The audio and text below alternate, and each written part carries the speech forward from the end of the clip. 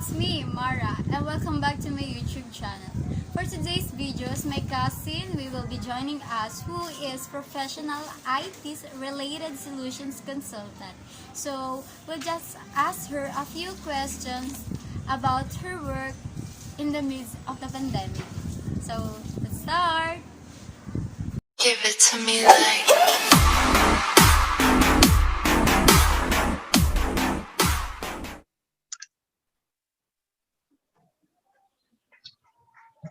Hello, Ma'am Ellen Olleres, and thank you for accepting my invitation to interview you today. I hope you're doing well. So, shall we start? Thank you. I'm doing very good, and I hope you too. Yes, I'm good to start. Thank you. The first question is, how, can you tell me what about process about your work?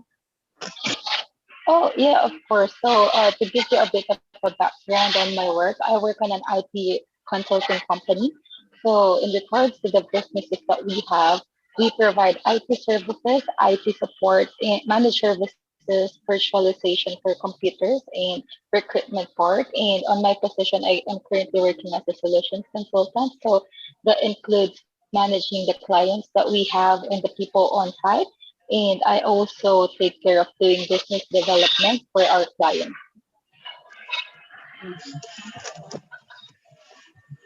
We are still in the midst of a pandemic, and we all know that most of us are affected by what happening is. So, what do you think is the biggest change that has happened in your work now that there is a pandemic?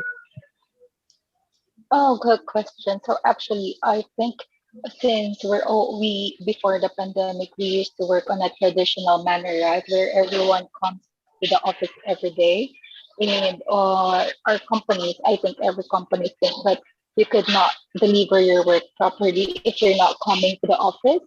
But due to the pandemic, where everyone was forced to work from home or to refrain socializing with people, especially for my job, that was quite difficult because my job is to communicate with the candidates, with the managers, or with different clients for face to face. So that has been a drastic change on our side. So good thing we were able to adapt with a work from home scenario where you can still fully work remotely and follow up with clients, and good thing for the technology, especially for us, we're on the IT side, right? So we're able to maximize or utilize those technologies where there's like, for example, this meeting is done via Zoom call, like we can still handle those meetings properly via that one.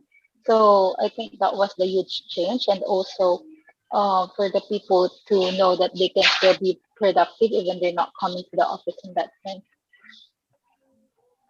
May I know if you're working from home or office? Currently, for the past, I'm not really sure now for how long. What was it?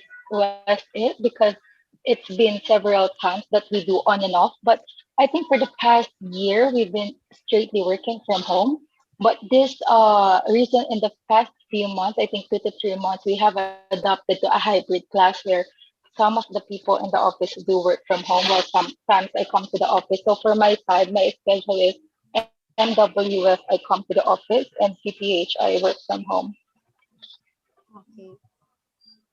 How do you organize your day when working a physical office? On my day, I usually, of course, I usually come to 8 to 5 this time. So I start my day coming to office around 7ish in the morning.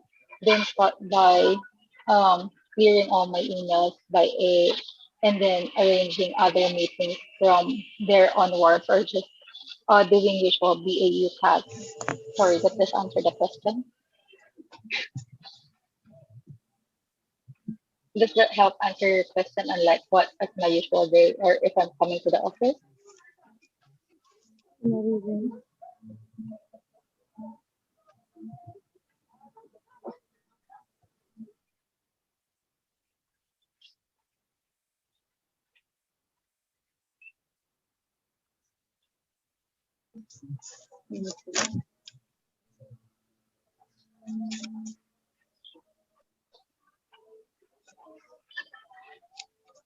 is how do you manage yourself at the time that we are in the midst of a pandemic, and how do you stay proactive? Oh, okay. That's interesting. At first, it was really difficult because um, you're used to seeing your colleagues, right, and interacting with them. And with, if let's say you have questions or you might need help with others, it's easier when you're just sitting with someone and easily ask it. And it feels a bit difficult if you're quite far because you feel bad about sending them a message to trouble them just for something. But I try to, what I do is if I feel like a bit stressed because you're just working at your home, right? You don't travel anymore for work, so there's like no stopping from working. That your laptop is open every time. So if I feel a bit stressed, I usually go out for a walk or take a deep breath or and then do usually I do exercise or do a bit of like stretching in some point so you don't get overwhelmed. And I put utilize my calendar to put like a reminder at my job that okay, by this time I should stop working or something, otherwise it would never end. Okay. And you said that you're working at office now. So how will your company keep your staff or your team safe during this pandemic?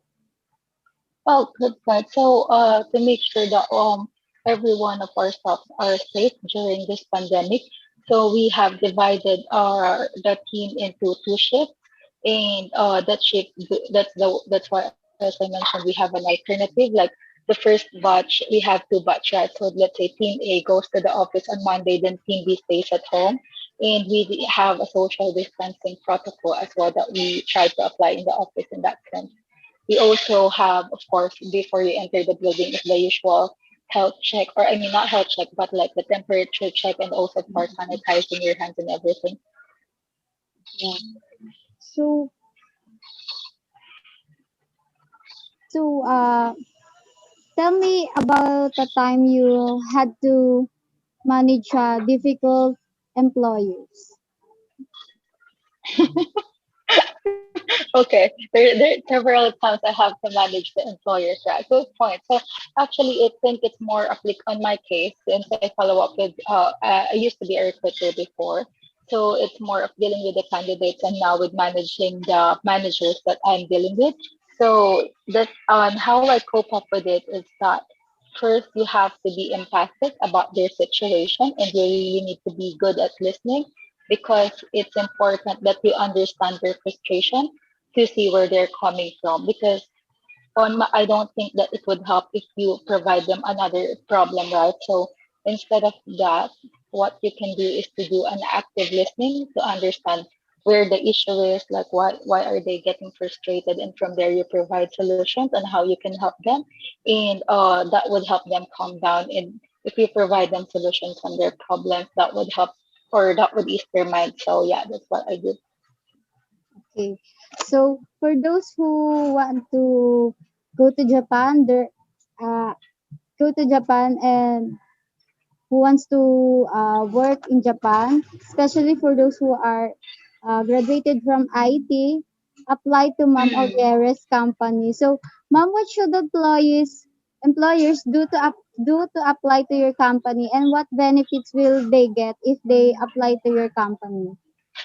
So, what can I say? If you're like on the IT background, Japan is very much in need of those IT related things, especially like related now to development or to cloud, etc. So, yeah, if you go here, I think what I can say just in general, even for myself, is that the cost is quite high for living, but it's rewarded accordingly based on your salary. It's good. Then you get national health insurance, which is nice. It's covered and everything. And the transportation, especially if you from Philippines, you would know how bad the transportation system that we have sometimes. So here it's really quite easy and it's safe. Yeah.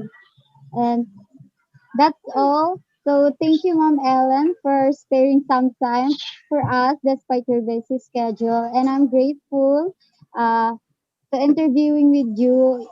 You have given me a clear overview of your work, and let's hope that things will get better and be back to normal. So God bless and stay safe always and see you soonest.